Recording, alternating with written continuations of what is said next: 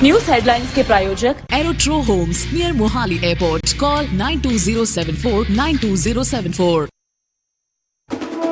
Kolkata rape murder case से supreme court सख्त पश्चिमी बंगाल ਦੇ ਡੀਜੀਪੀ ਨੂੰ ਬਦਲਣ ਦੇ ਦਿੱਤੇ ਹੁਕਮ। ਪੁੱਛਿਆ ਪਰਿਵਾਰ ਨੂੰ ਮ੍ਰਿਤਕ ਦੇ ਸੌਂਪਣ ਦੇ ਬਾਅਦ ਐਫਆਈਆਰ 'ਚ 3 ਘੰਟੇ ਦੀ ਕਿਉਂ ਹੋਈ ਦੇਰ। ਲੁਧਿਆਣਾ ਪੁਲਿਸ ਨੇ यूपी ਤੋਂ गिरफ्तार ਕੀਤਾ ਗੈਂਗਸਟਰ ਸਾਗਰ ਨਿਊਟਨ। ਲੰਬੇ ਸਮੇਂ ਤੋਂ ਸੀ ਤਲਾਸ਼। सागर न्यूटन खिलाफ दर्ज ने करीब 19 मामले। विवादा च घिरी कंगना रनौत दी नवी film Emergency. MP Sarabjeet Singh Khalsa ने रोक लगाउण दी कीती मांग। सिखां नूं वखवादी ते अतवादी दिखाउण दे लगाए इल्जाम। लौंगोवाल च चढ़िया सियासी पारा। संत लौंगोवाल दी बरसी मौके अकाली दल दी सियासी कॉन्फ्रेंस। तां कुछ ही दूरी ते बागी तड़ावी कर रहा शक्ति प्रदर्शन। हरियाणा बीजेपी तो किरण चौधरी होंगे राज्यसभा उम्मीदवार। कल दाखिल करेंगे नामजदगी। किरण चौधरी ने विधायकी तो दिता इस्तीफा। तरनतारण च पिंड कच्चा पक्का नेड़े नहर च डिग्गी कार। हादसे च 2 पटवारियां दी हुई मौत। बुरी तरह नुकसानी गई कार। मींह नाल फिर बेहाल हुई राजधानी। दिल्ली के कई इलाकों च भरिया पानी। सड़कां हुईयां जलमग्न।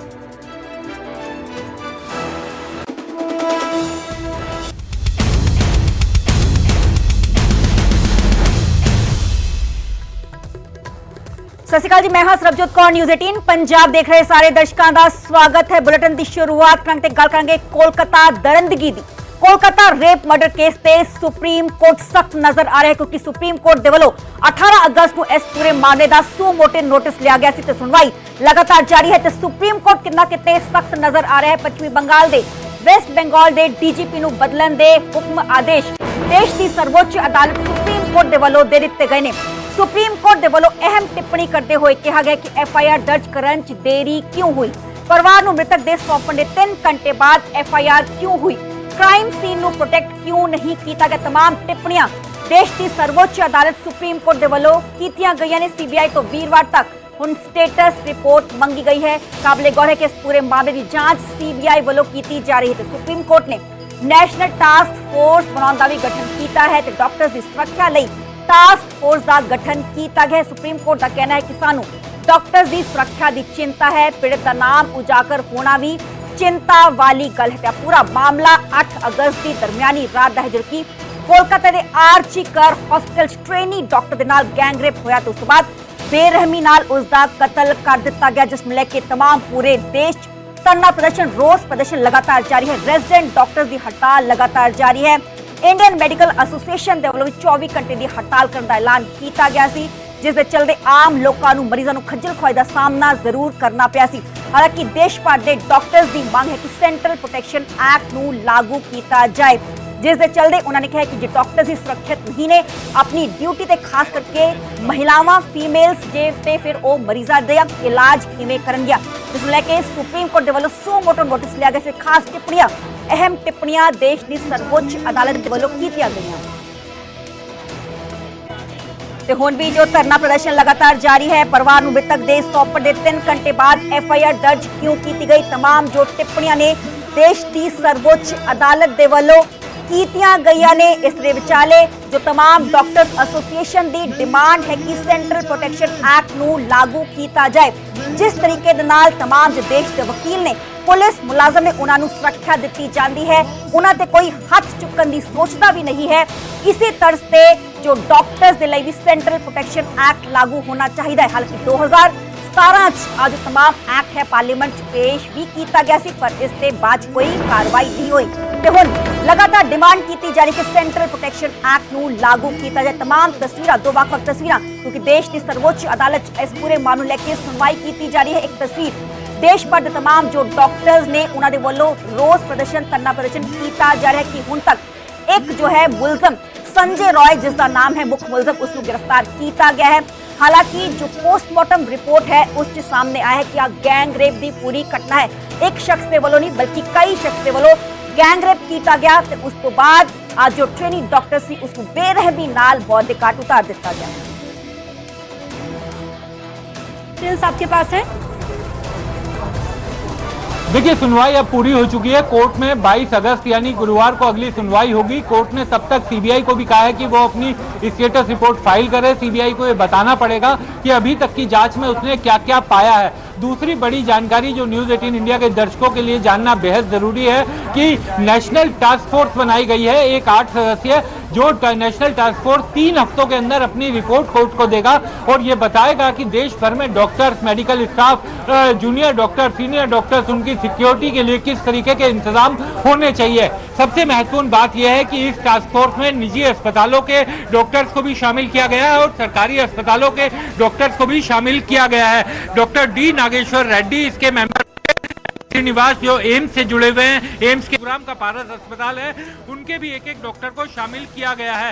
इसके अलावा जो भारत सरकार के कैबिनेट सचिव, भारत सरकार के गृह सचिव और भारत सरकार के स्वास्थ्य सचिव, ये तीनों भी इसके एक्स ऑफिशियो मेंबर रहेंगे इस कमेटी के। और बहुत ही बड़ा कदम इसे इसलिए माना जा सकता है कि देश भर में ये डॉक्टर्स की शिकायत आती है कि कई बार मरीजों के परिजन उनके साथ हमलावर हो जाते हैं, उन पर हमला कर देते हैं। सेफ्टी, सिक्योरिटी, डॉक्टर 36 घंटे 40 घंटे नौकरी करते हैं, अपनी शिफ्ट करते हैं और उसके बाद अगर उन्हें अपने कार्यस्थल पर सुरक्षा नहीं मिलती तो कोर्ट ने इस पर कड़े सवाल उठाए हैं। कोर्ट ने कहा कि महिला डॉक्टर्स की स्थिति खराब और भी ज्यादा इसलिए है क्योंकि कई बार एक कंपाउंड में, एक ब्लॉक में एक ही पब्लिक टॉयलेट होता है एक ही डॉक्टर्स के लिए और उसमें उनको दूर तक जाना होता है। ये तमाम ऐसी चीजें हैं जो देखने में छोटी लग सकती हैं लेकिन जो रोज इन्हें भिगोता है उसे पता है कि ये किस तरीके की बड़ी परेशानियों का कारण है। सीसीटीवी अस्पतालों में नहीं है, इसको लेकर के कोर्ट ने कड़े सवाल उठाए हैं। अब कोर्ट ने 3 हफ्तों के अंदर जो नेशनल टास्क फोर्स बनाई है, 8 सदस्यीय नेशनल टास्क फोर्स है, उसको कहा है कि वो 3 हफ्तों के अंदर ये रिपोर्ट दे कि देश भर के अस्पतालों में क्या होना चाहिए ताकि उसे राज्य सरकारों और केंद्र सरकार के जरिए लागू करवाया जा सके। और सीबीआई इस मामले में अब तक की जांच में उसने क्या क्या किया है, किस तरीके की लापरवाही अस्पताल प्रशासन की तरफ से हुई या फिर कलकत्ता की पुलिस की तरफ से हुई, वो तमाम चीजें अब सीबीआई अपनी रिपोर्ट में देगी। और गुरुवार को 3 दिनों बाद फिर इस मामले की सुनवाई होगी। जब सीबीआई की रिपोर्ट आने के बाद हो सकता है कोर्ट वहां के पुलिस प्रशासन के खिलाफ भी स्ट्रिक्चर पास करे क्योंकि कोर्ट ने प्राइमा फेसी ये पाया है कि अस्पताल प्रशासन ने इस मामले में शुरुआत में जानबूझकर देरी की। बच्ची की जो डॉक्टर थी उसके परिजनों को गलत जानकारी दी कि ये सुसाइड का मामला लग रहा है, उन तक जानकारी बहुत बाद में दी। एफआईआर दर्ज करवाने में देरी हुई, एफआईआर अस्पताल प्रशासन यानी कि विक्रांत बड़ी लापरवाही अस्पताल प्रशासन की तरफ से की गई। ये तल्ख टिप्पणी में सुप्रीम कोर्ट ने कहा है। एक तो घटना की गलत जानकारी पहले दी जाती है, इसके बाद डेड बॉडी सौंपी नहीं जाती समय पर और एफआईआर दर्ज करने में भी लापरवाही बरती गई और सबसे बड़ी बात जो घटना स्थल है उसे रेनोवेशन के नाम पर तोड़ा गया था। देखिए उसे तोड़ा गया, ये भी सीबीआई अपनी जांच में बताएगी कि क्या, क्योंकि इस तरीके की बात कही जा रही है वहां पर कि सबूतों के साथ छेड़छाड़ हुई, इसको नहीं तोड़ा जाना चाहिए था। तो क्या उसके पीछे कारण थे? क्या सीबीआई को ऑफिशियली ये लगता है कि उसकी जांच को प्रभावित करने के लिए सबूतों से छेड़छाड़ करने की नीयत से किया गया है? तो निश्चित तौर पर सीबीआई की जांच रिपोर्ट में जो स्टेटस रिपोर्ट वो कोर्ट को जमा करवाएगी उसमें इस बात का हवाला होगा। दूसरा, कोर्ट ने इस पर भी सवाल उठाया कि 7,000 लोगों की भीड़ वहां पर इकट्ठा हो जाती है, वो वहां पर अस्पताल परिसर में तोड़फोड़ करती है और वहां की स्थानीय पुलिस को हवा नहीं होती कि इतनी बड़ी संख्या में लोग इकट्ठा हो रहे हैं। वायलेंट प्रोटेस्टर्स के खिलाफ कार्रवाई करने की जगह जो साइलेंट प्रोटेस्टर्स थे, जो वहां पर चुपचाप अपना प्रदर्शन कर रहे थे, उनके खिलाफ कार्रवाई की जा रही है। इन सब चीजों पर भी कोर्ट ने कड़े सवाल आज की सुनवाई के दौरान उठाए हैं। बिल्कुल विक्रांत, अगर हम आज की सुनवाई का निचोड़ निकालें तो सबसे अहम हो जाता है टास्क फोर्स का गठन। इस टास्क फोर्स का क्या काम होगा ये आप बताइए और अगली सुनवाई 22 तारीख को है। देखिए बिल्कुल, आज की सुनवाई को अगर हम देखें तो दो चीजें एकदम साफ दिखाई दे रही हैं कि अगली सुनवाई 22 तारीख को है। देखिए बिल्कुल, आज की सुनवाई को अगर हम देखें तो दो चीजें एकदम साफ दिखाई दे रही हैं कि अब ये केवल कलकत्ता के एक अस्पताल में एक डॉक्टर के साथ बलात्कार और उसकी हत्या का मुद्दा नहीं रह गया है। उसकी तो जांच हो ही रही है, सीबीआई उसकी जांच करेगी और अब जिस मामले में हाई कोर्ट ने और सुप्रीम कोर्ट ने कॉग्निजेंस ले लिया हो तो उस मामले में जो हत्यारा है, जो भी हत्यारे हैं, उन तक पहुंचना, वो उनका बचना किसी भी सूरत में अब नहीं दिखाई देता। देश की सबसे बड़ी अदालत ने भी संज्ञान लिया है और हाईकोर्ट ने भी संज्ञान लिया है। तो तो अब जांच को लेकर निश्चिंत हो जाना चाहिए देशवासियों को कि अब जांच सही दिशा में आगे बढ़ेगी। लेकिन एक जो बड़ी चिंता है, डॉक्टर्स की बड़ी चिंता है, मेडिकल स्टाफ की बड़ी चिंता है कि हर बार इस तरीके की घटना होती है, उसकी जांच हो जाती है, लेकिन पूरे देश में डॉक्टर्स की सिक्योरिटी को लेकर क्या हो उसके बारे में कभी नहीं सोचा जाता। तो अब सुप्रीम कोर्ट ने एक 8 सदस्यीय नेशनल टास्क फोर्स बनाई है। इस टास्क फोर्स का ये उद्देश्य होगा कि 3 हफ्ते के अंदर, माफ कीजिएगा, अपनी रिपोर्ट देगी। 3 हफ्ते यानी 21 दिनों के भीतर इसे अपनी रिपोर्ट देनी होगी। ये बताना होगा कि देश भर के अस्पतालों में क्या होना चाहिए, किस तरीके के सिक्योरिटी अरेंजमेंट होने चाहिए, किस तरीके से कानूनों का पालन सख्ती से होना चाहिए। और अगली सुनवाई 22 तारीख को होगी, जब सीबीआई बताएगी कि उसने अब तक की जांच में क्या क्या पाया है। बिल्कुल विक्रांत, और यहाँ पर उस घटना का जिक्र करना भी जरूरी है जिस तरह की बर्बरता लेडी डॉक्टर के साथ की गई, उस पर भी सुप्रीम कोर्ट की तरफ से टिप्पणी की गई है। आरोपी के बारे में क्या कहा गया है, जानवरों जैसा बर्ताव बताया गया है कैसे?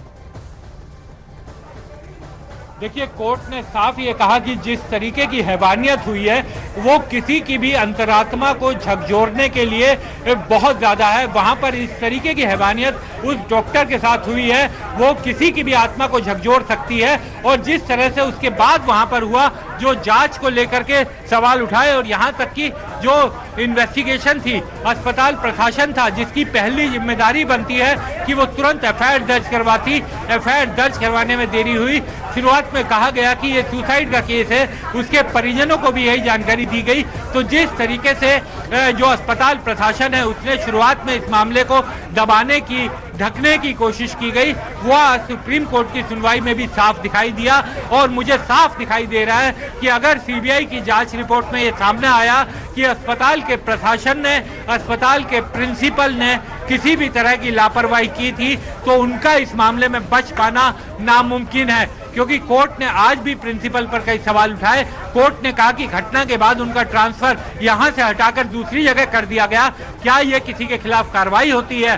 क्यों उन्होंने इस तरह की लापरवाही की?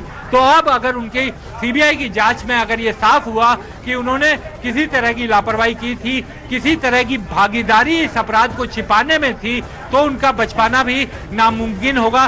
और सीबीआई अब अपनी जांच रिपोर्ट, स्टेटस रिपोर्ट फाइल करेगी कोर्ट में, उसके बाद आगे की सुनवाई होगी।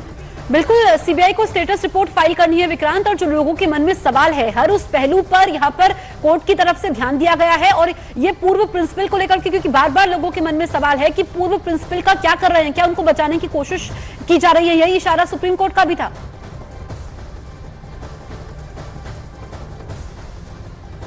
तो विक्रांत, हमारे सहयोगी लगातार हमारे साथ बने हुए हैं, इस बड़ी खबर आप तक पहुंचा दें कि जो कोलकाता में रेप और मर्डर होता है उसको लेकर के सुप्रीम कोर्ट में सुनवाई पूरी हो चुकी है।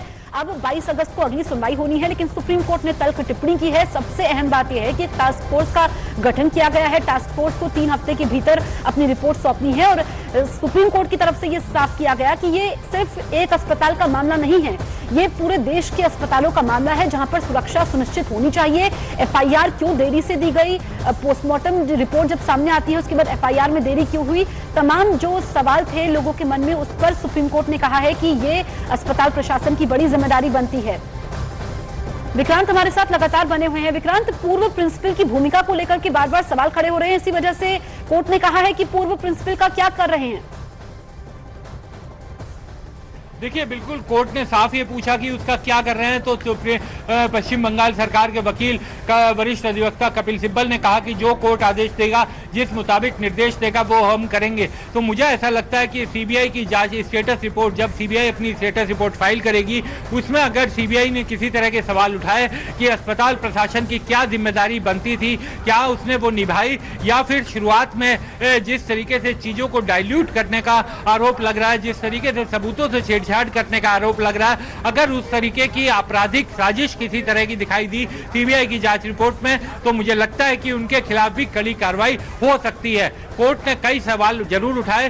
कोर्ट ने कहा कि अस्पताल प्रशासन की पहली जिम्मेदारी बनती है, प्रिंसिपल की पहली जिम्मेदारी बनती है। जैसे ही वो घटना हुई थी, सबसे पहले उन्हें पता चला था, उसके बाद उन्होंने क्या किया, पुलिस को शिकायत की, पुलिस के पास एफआईआर लिखवाई। ऐसा कुछ नहीं हुआ था। पर जो लड़की डॉक्टर थी उसके पेरेंट्स की तरफ से, उसके फादर की तरफ से उसके पिता ने एफआईआर दर्ज करवाई थी और उसमें काफी देर हो गई थी। ऑटोप्सी रिपोर्ट से साफ हुआ कि लड़की के साथ बलात्कार भी हुआ, उसकी हत्या की गई, लेकिन शुरुआत में उसे सुसाइड का मामला बताया गया। परिजनों को एक तरह से दिग्भ्रमित करने की कोशिश की, उनको भ्रम में डालने की कोशिश की गई कि उनकी बेटी ने सुसाइड किया। तो अगर इन सब चीजों में किसी तरह की कोई आपराधिक साजिश नजर आती है सुप्रीम कोर्ट को, तो निश्चित तौर पर अगली सुनवाई पर, जब इस मामले की सुनवाई होगी 22 अगस्त को, अगर सीबीआई की रिपोर्ट में, सीबीआई की स्टेटस रिपोर्ट में इस तरीके का कुछ जानकारियां सामने आए तो उनका बच पाना भी मुश्किल होगा।